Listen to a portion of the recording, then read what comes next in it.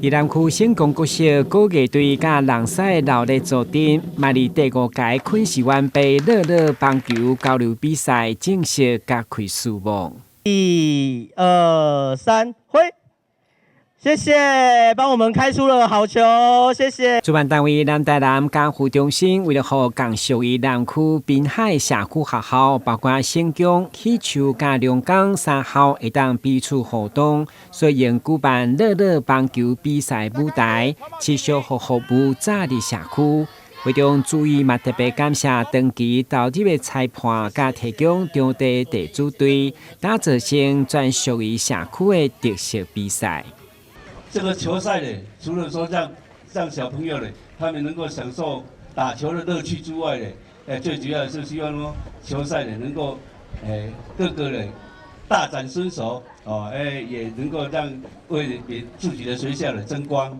虽然比赛只是友谊交流，不过3个球队伫教练的指导拢展现气势。毕竟输人唔输阵，要提出家己上好的表现。当然，透过运动陪伴学生成长的同时，其实嘛，让有兴趣的学生发挥潜能。看到电视上的球员们奋力的在比赛，然后希望以后也可以朝这块的梦想前进。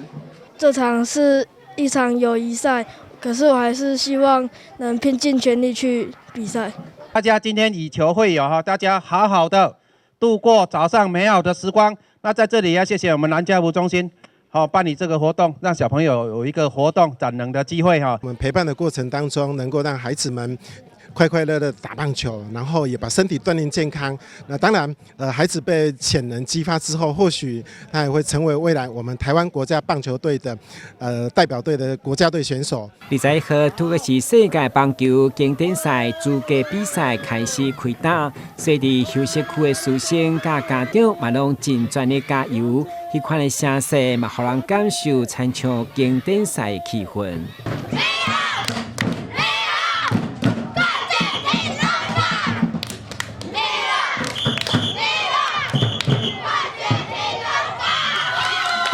参赛学生用棒球交流，除了享受拍球的趣味，嘛用拼开为家己学校争取相关荣耀。台南新闻军职采访报道。